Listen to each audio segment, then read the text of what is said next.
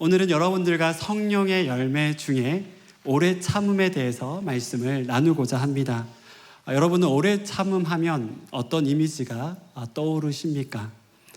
회사에서 상사에게 욕을 먹어도 가만히 참는 것이 떠오르십니까? 저는 오래 참음하면 동생이 아무리 열받게 해도 제 감정을 접고 꾸역꾸역 접어서 마음 깊숙한 곳에 두고 가만히 참는 것, 이런 것들이 생각이 나더라고요. 보통 오래 참음하면 상대방이 어떤 행동을 해도 불합리한 그런 행동을 하고 언행을 해도요, 내 감정을 숨기고 가만히 참는 것을 말합니다. 하지만 저는 오늘 본문을 묵상하면서 우리가 생각하는 오래 참음과 하나님께서 말씀하시는 오래 참음이 다르다라는 것을 알게 됐습니다. 특별히 이삭을 통해서 오래 참음의 진정한 의미를 알 수 있었는데요. 오늘은 이삭에 관한 말씀을 여러분들과 나눠보고자 합니다. 이삭의 인생에는 두 가지 아주 빅 이슈가 있었습니다. 첫 번째는 리브가를 만나는 그런 장면에서 첫 번째 이슈가 있었고요. 그 아내를 맞이하는 장면이죠. 두 번째는 오늘 본문인데, 우물을 파고 그 땅을 정착하면서 토착민과 치열하게 다투는 장면입니다. 창세기 26장 12절에서 13절의 말씀이 이렇게 말씀합니다. 이삭이 그 땅에서 농사하여 그 해에 100배나 얻었고 여호와께서 복을 주심으로 그 사람이 창대하고 왕성하여 마침내 거부가 되어. 이삭은 가나안 지역에 흉년이 들자 물이 풍성한 이집트로 내려가려고 했습니다. 점점 내려가다가 블레셋 지역까지 오게 된 것이죠. 여러분들의 이해를 돕고자 지도를 하나 가지고 왔는데, 동그라미 친 곳이 블레셋 지역입니다. 블레셋에서 조금만 더 내려가면 이집트인데요. 블레셋 지역은 이스라엘 남서쪽에 해당하는 지역이었습니다. 하나님께서 이집트에 내려가지 말고 블레셋에서 멈추라고 말씀을 하셨던 것이죠. 그런데 오늘 말씀을 보니까 하나님께서 낯선 그 땅에서 복을 주셔서 큰 부자가 되었다라고 이렇게 말씀하고 있습니다. 그런데 이삭이 점점 부유해지자 그 땅에 살고 있었던 토착민들과 우물을 두고 다투게 됩니다. 처음에 이삭은 아버지 아브라함이 블레셋 지역에 파놓았던 우물을 이용합니다. 그런데 이삭이 다스렸던 부락이 더 큰 공동체가 되니까 이 우물만으로는 부족했던 겁니다. 그래서 다시 우물을 팠는데 이번에는 대박이 났습니다. 우물뿐만 아니라 물의 근원, 즉 지하수가 터진 겁니다. 그때 이삭은 이렇게 생각했을 겁니다. 이 한 부족의 족장으로서 그 많은 공동체원들을 거느리는 게 얼마나 부담스럽습니까? 수많은 가축을 먹이려면 더 많은 물이 필요한데 이제는 됐다, 그런 생각을 했을 겁니다. 그런데 그때 그랄의 목자들이 와서 이 우물과 지하수는 자기의 것이라고 주장합니다. 사실 정말 어이가 없는 거죠. 우물을 파는 일이 쉬운 일이 아닙니다. 지금도 우물이 터질 확률이 30%에서 40% 정도밖에는 안 된다고 하던데요. 그때는 훨씬 더 낮았겠죠. 그리고 우물을 파기 위해서 많은 노동력과 시간이 필요합니다. 그런데 토착민들이 와서 그 우물을 또 지하수를 꿀꺽 삼키려고 하니까 이 사실 쉬운 문제가 아닙니다. 근데 그때 이삭이 어떤 선택을 했을까요? 또 그렇게 우물을 포기할 수 있었던 그 선택의 이유는 무엇이었을까요? 저희 교회는 교회 건물이 없는 교회잖아요. 그것이 이 교회의 철학이기도 한데, 근데 갑자기 서울고등학교에서 내년부터 나가라고 하면 얼마나 암담하겠습니까? 그런데 그때 저희들이 선택할 수 있는 경우의 수가 3가지이죠. 첫 번째로는 버틴다. 이렇게 하기는 좀 쉽지 않겠지만, 두 번째로는 항의하거나 싸운다. 세 번째로는 다른 곳으로 이동해서 새롭게 시작한다. 만약 우리가 다른 곳에서 이동해서 새롭게 시작되면 여러분 장소 알아봐야 되죠. 예배시설 새롭게 세팅해야 되죠. 주차장 문제 해결해야 되고요. 차세대 예배 장소도 마련해야 됩니다. 이런 일이 없겠지만 상상만 해도 정말 골치 아프고 여간 어려운 일이 아닙니다. 교회 전체를 담당하고 있는 문희고 목사님께서는 아마 정말 마음이 답답하실 겁니다.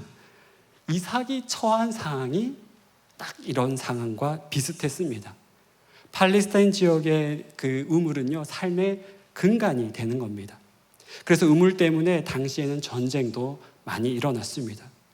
그리고 우물과 지하수를 이 그랄 목자들이 억지를 부리고 또 했을 때 사실 수많은 사람들이 이것에 대해서 분노할 수밖에 없었던 이유도 바로 거기에 있는 거죠. 그런데 그런 일이 오늘 본문에 보니까 이삭은 5번이나 우물을 파기 위해서 이동했다라고 말합니다.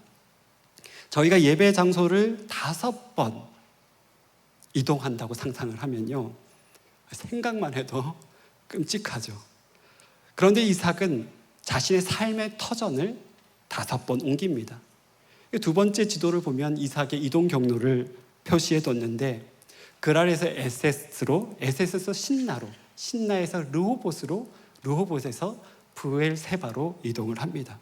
지도에서 보시는 것처럼 이 장소들은 50km 근방 안에 있는 인접 지역입니다. 다 블레셋의 영향력 아래에 있는 지역이었죠. 창세기 26장 8절에 보니까 이삭은 블레셋에서 오랜 시간 거주했다라고 말씀합니다. 그도 그럴 것이 우물 하나를 파는데 정말 많은 시간이 걸렸거든요. 대략 그 당시에 우물이 한 20m에서 깊은 것은 70m까지 파내려가야 되니까 보통은 몇 개월 정도 걸렸고 많이 걸리면 1년까지 걸렸다고 합니다.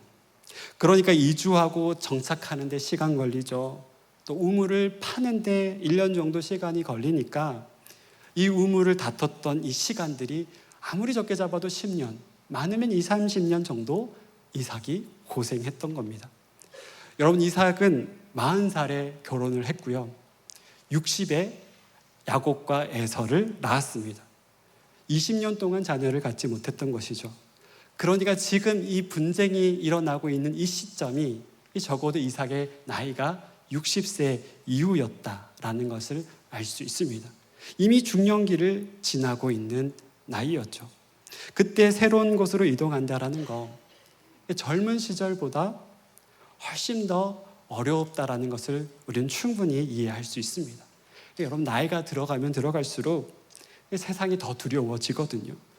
그런데 이삭은 이 우물을 포기하고 다른 곳으로 이동합니다. 어떻게 그럴 수 있었을까요? 창세기 26장 2절에서 4절 때문인데요, 우리 2절과 4절 말씀을 다 같이 한번 읽어보도록 합시다. 시작. 여호와께서 이삭에게 나타나사 이르시되 애굽으로 내려가지 말고 내가 내게 지시한 땅으로 거주하라. 이 땅에 거류하면 내가 너와 함께 있어 내게 복을 주고 내가 이 모든 땅을 너희와 너희 자손에게 주리라. 내가 내 아버지 아브라함에게 맹세한 것을 이루어 내 자손을 하늘의 별과 같이 번성하게 하며 이 모든 땅이 내 자손에게 주리니 내 자손으로 말미암아 천하 만민이 복을 받으리라. 아멘. 이삭은 하나님께서 약속하신 것을 믿고 있었습니다. 오늘 본문 전에 그 가나안 땅에 큰 흉년이 찾아왔다고 말을 하는데요, 흉년이 찾아왔을 때 가장 쉬운 선택은 블레셋에 거주하는 것이 아니라 1년 내내 마르지 않는 강, 나일강이 있는 이집트로 내려가는 것이었습니다. 그런데 하나님께서 있으라고 한 곳이 바로 이스라엘의 남단, 즉 블레셋 지역이었던 것이죠. 이삭은 하나님이 약속하셨다면 그곳이 가장 좋은 곳이라는 믿음이 있었던 겁니다. 성경에 보면 아브라함은 부자라는 말이 나오지 않습니다. 맥락적으로는 부자였지만 직접적으로는 나오지 않습니다. 그런데 이삭은 큰 부자라고 말합니다. 그런 것으로 봤을 때 이삭은 아버지 아브라함과 비슷하거나 아니면 아버지 아브라함보다 더 큰 부자였다라는 것을 알 수 있습니다. 아브라함이 조카 롯을 구하기 위해서 가병 318명을 데리고 구출을 하는데, 그러니까 아브라함은 건장한 남자 318명을 데리고 있었던 족장이었던 겁니다. 거기 곱하기 4, 19 숫자 4를 곱하면 아브라함은 대략 1000명 정도를 거느리고 있었던 족장이었다는 것을 알 수 있습니다. 그런데 이삭은 아브라함과 비슷하거나 더 큰 족장이었겠죠. 그러니까 이삭은 적어도 1000명, 아니면 좀 더 많게 보면 2000명 가까이 되는 족장이었다는 것을 추론해 볼 수 있습니다. 한 주석가에 따르면 이삭 시대에 그 땅에 있었던 블레셋의 그 성읍 중에 가장 큰 성읍이 한 5000명 정도 됐다고 말합니다. 그러니까 이삭이 상당히 많은 그 수를 거느리는 족장이었던 거죠. 그러니까 블레셋 왕 아비멜렉이 이삭을 찾아와서 화친을 맺으려고 했던 겁니다. 한 성읍의 왕이 무시할 수 없을 정도의 규모를 가지고 있었던 족장이 바로 이삭이었던 겁니다. 그러니까 여러분, 그 힘을 가지고 얼마든지 그랄 목자를 자신의 힘으로 누를 수 있었고 싸울 수 있었습니다. 그런데 이삭은 그러지 않았습니다. 이삭은 하나님의 언약의 약속을 믿었습니다. 내가 있는 그곳이 그랄이라고 할지라도, 그리고 다툼이 있다고 할지라도 하나님이 있으라고 하는 그곳이 하나님께서 가장 좋은 곳이라고 믿었습니다. 이 믿음이 있었기 때문에 그는 싸우지 않고 이동할 수 있었던 것이죠. 창세기 24장과 26장을 묵상해 보면 이삭이 오래 참을 수 있었던 것은 하나님이 어떠한 분이신지를 경험했기 때문입니다. 흉년 속에서도 이삭을 큰 부자로 만드시고 낯선 땅에서 이방인으로 살아갔지만 자신을 선하게 인도하시는 하나님을 경험하면서 아버지 아브라함의 그 약속하셨던 것처럼 자신에게도 그 언약을 지키시겠다라는 그 하나님이 직접적으로 피부로 와닿았던 겁니다. 이것이 이삭이 오래 참을 수 있었던 이유였습니다. 그런데 이 말씀 속에서 이렇게 질문을 하는 사람이 있을 수 있을 것 같습니다. 한두 번은 새롭게 시작할 수 있는데 어떻게 계속 다시 시작할 수 있지? 라는 질문을 하실 수 있다고 저는 생각합니다. 여러분, 그래서 하나님께서 이삭을 통해서 우리에게 말씀하고 있는 겁니다. 중요한 샘플을 보여주고 있는 것이죠. 이삭은 5번이나 큰 리스크를 경험했습니다. 이삭은 자신이 경험하고 싶지 않은 어려움을 겪을 수밖에 없었습니다. 심지어 이삭은 식솔이 적지 않았고요. 책임져야 될 공동체가 컸습니다. 그래서 무리 없으면 큰 혼란과 위기를 겪어야 했고 리더십으로서는 정말 곤란했을 겁니다. 여러분, 우리도 이삭처럼 경험하고 싶지 않은 어려움을 겪을 때가 있습니다. 나는 회사를 정말 잘 다니고 열심히 다니고 있는데 직장 내 괴롭힘 때문에 이직을 해야 할 수도 있고, 학교 폭력의 트라우마 때문에 그 상처가 나를 계속 괴롭힐 수도 있습니다. 심지어 원치 않은 병에 걸려서 정말 절망적인 순간이 내 삶 속에 다가오는 순간도 있고요. 남들에게 꺼내놓지 못하는 그런 어려움을 겪는 순간도 있습니다. 그런 상황을 맞이했을 때 이삭처럼 우리는 우리 안에 분노와 또 마음의 심각한 괴로움을 가지게 됩니다. 여러분, 우물의 이름을 한번 보십시오. 이삭이 얼마나 괴로웠는지를 알 수 있습니다. 두 번째 우물의 이름이 에색이고요. 세 번째 우물의 이름이 신나입니다. 에색은 다툼이란 뜻이고 신나는 대적함이라는 뜻이죠. 마음에 얼마나 사무쳤으면 우물 이름을 에색, 신나로 지은 겁니다. 내 인생의 이정표, 한 이정표를 두 글자로 딱 압축했을 때, 와, 그 시기는 정말 치열하게 다퉜어. 또 시간이 지났는데 또 어떤 시기를 내 이정표를 딱 찍었을 때, 내 인생은 정말 대적하는 사람 때문에 정말 힘들었어 라고 이삭이 고백하고 있는 겁니다. 거기에 이 한이 서려 있는 거죠. 하나님께서는 이런 상황을 4번, 5번 이삭이 인생 가운데 연출하십니다. 하지만 이삭은 비슷한 상황을 경험할 때마다 그리고 정말 힘든 그 순간들마다 하나님께서 원하시는 선택을 합니다. 마치 믿음의 탑을 쌓아가듯이 믿음의 돌 위에 또 다른 믿음의 돌을 세워갑니다. 그 과정을 통해서 하나님을 향한 믿음이 더욱 견고해진 것이죠. 그래서 이삭은 싸우지 않고 참고 인내하며 또 다른 우물을 팔 수 있었습니다.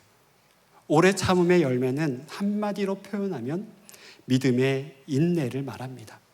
성령의 열매 중에 믿음과 관련된 열매는 오래 참음과 충성이 있는데요. 충성은 믿음으로 순종하는 것이라면 오래 참음은 믿음으로 인내하는 것입니다. 믿음은 오래 참음과 충성의 열매를 통해서 완성돼 가는 거죠. 그러기에 우리도 이삭처럼 한 번의 우물만 파고 잘 끝나면 좋겠지만 우리 인생 가운데 수없이 많은 우물을 파야 하며 살아가게 됩니다. 수능의 우물을 팠더니 몇 년 뒤에 취업의 우물을 파야 하고요. 또 취업이 끝나는 줄 알았더니 이직의 우물을 파야 합니다. 여러분 그뿐입니까? 힘들게 사랑의 우물을 파서 그 사람에게 겨우 적응을 했던데 이별하고 다른 우물을 파야 하는 순간들도 우리에게 찾아옵니다. 새로운 우물을 파야 한다는 거 여러분 두려운 일이고 가급적이면 피하고 싶은 일입니다. 아버지 아브라함이 파놓았던 우물에서 여러분 잘 먹고 잘 살면 이삭도 좋잖아요. 정말 저는 서울 올라와서 그런 고백을 정말 많이 했던 것 같습니다. 아버지가 잘 파놓은 우물이 있으면 내가 정말 잘 먹고 잘 살 수 있었을 텐데 왜 이렇게 고생을 하나. 사실 이런 마음들이 우리 인간이 가지고 있는 공통적인 마음입니다. 그런데 만약 그랬다면 이삭은 자신의 하나님이 아니라 아브라함의 하나님으로 인생을 마무리했을 겁니다. 하지만 성경은 하나님을 표현할 때 아브라함, 이삭, 야곱의 하나님이라고 말씀합니다. 그렇게 표현하는 이유는 아브라함, 이삭, 야곱이 각자의 색깔은 다르지만 각자의 믿음의 길을 걸어가기 때문입니다. 자신이 깊이 교제하고 경험한 자기의 하나님이 된 것이죠. 창세기에서 이삭의 분량이 짧을 줄 모르지만 그의 인생은 고난의 연속이었습니다. 그렇지만 그 고난 속에서도 믿음의 족장사에 한 획을 그을 수 있었던 것은 이삭이 영적 싸움에서 믿음을 지켜갔기 때문입니다. 그리고 그 영적 싸움에서 하나님이 어떠한 분이신지 알아갔고 오래 참음으로 새로운 우물을 파는 것을 두려워하지 않았습니다. 이삭은 하나님께서 지금 자신에게 가장 좋은 것을 주고 계시다는 것을 믿었기 때문에 믿음의 길을 걸어갈 수가 있었습니다. 내 감정에 분노와 두려움은 있었지만 그곳에 머무르면서 무기력하게 가만히 있는 것이 아니라 새로운 길을 기대하며 걸어갈 수 있었습니다. 그리고 내가 컨트롤할 수 없는 상황이 오더라도 마음을 지킬 수 있었던 것은 하나님의 약속을 붙잡고 인내하고 또 인내했기 때문입니다. 그러니 여러분, 새로운 우물을 파는 것을 너무 두려워하지 마시길 바랍니다. 지금 여러분이 처한 상황이 하나님의 최선임을 믿으시길 바랍니다. 또한 지금 여러분에게 가장 좋은 것을 주고 계시다는 것을 믿고 믿음의 길을 걸어가시기를 바랍니다. 그런데 여기서 주의해야 할 것은 두려움과 상처 때문에 새로운 우물을 파지 않으려고 하는 것입니다.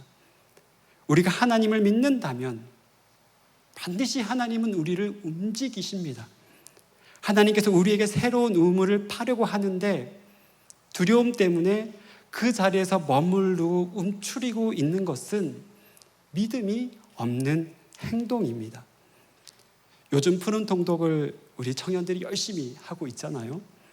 이번 주는 디모데 전후서를 읽을 차례입니다. 목회 서신인 디모데 전후서를 읽다 보면 마음 아픈 구절이 참 많습니다.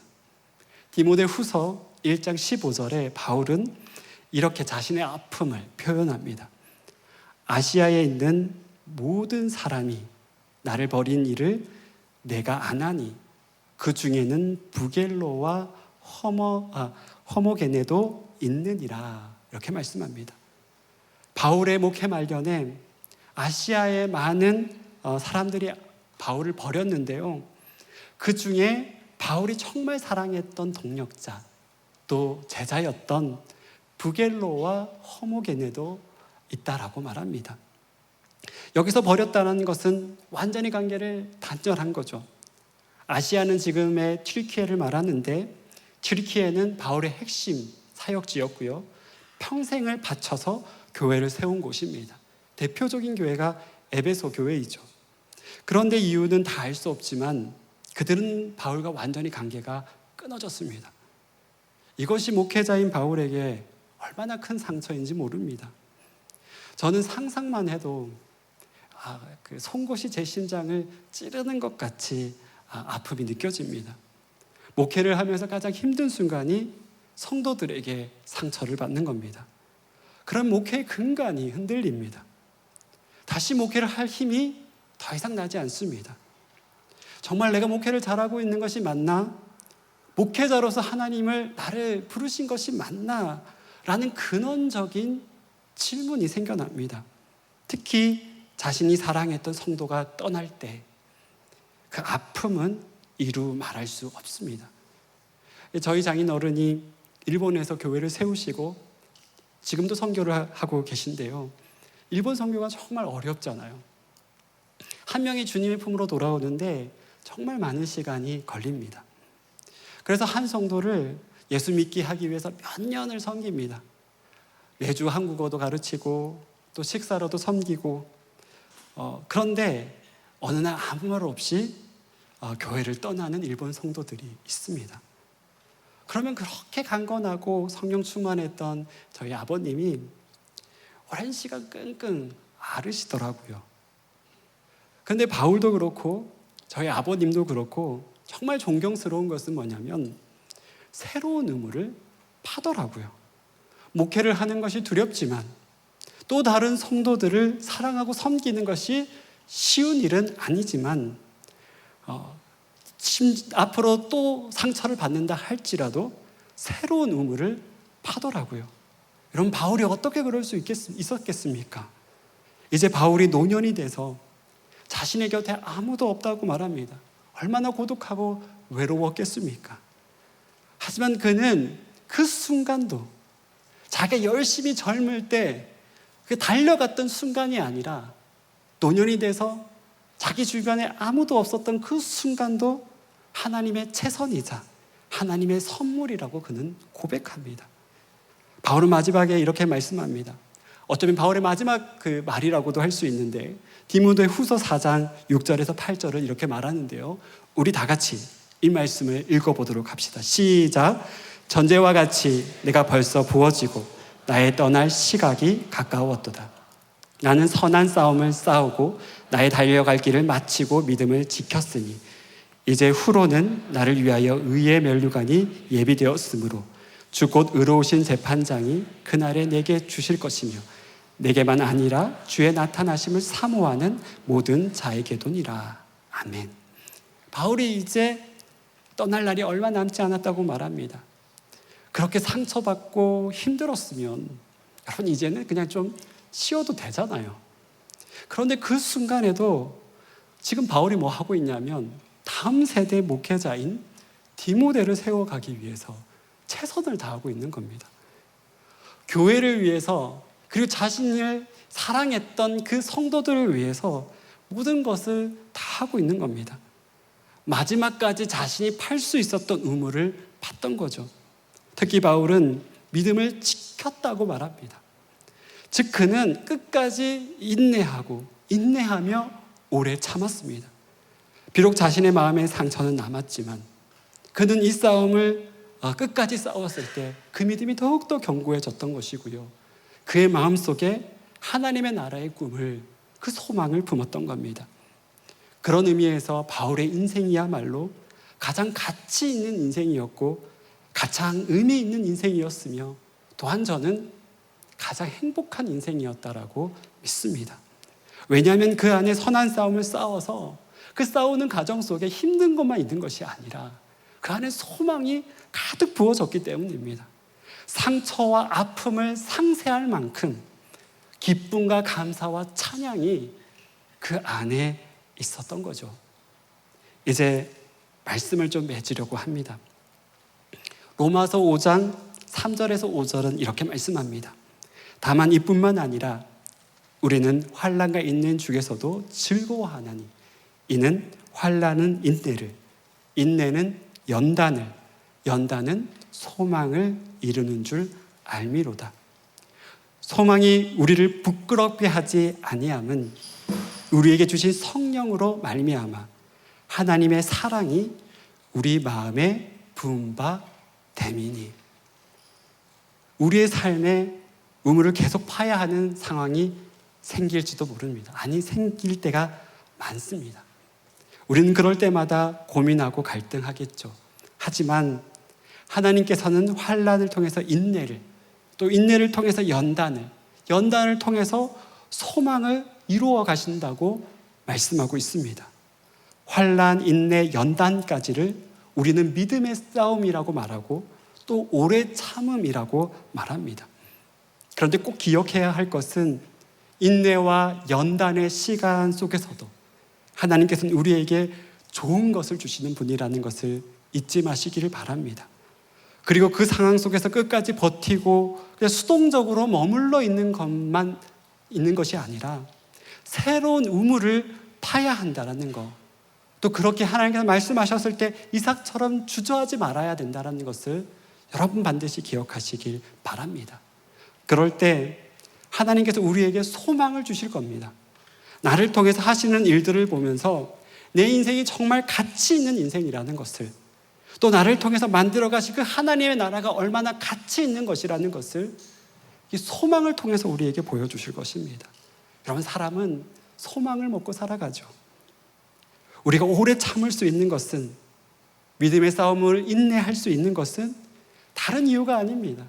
하나님이 그냥 소망을 내 마음속에 부어주시기 때문에 우리는 그 소망 붙잡고 살아갈 수가 있는 겁니다. 우물을 파지 않는다면 소망도 없는 거죠.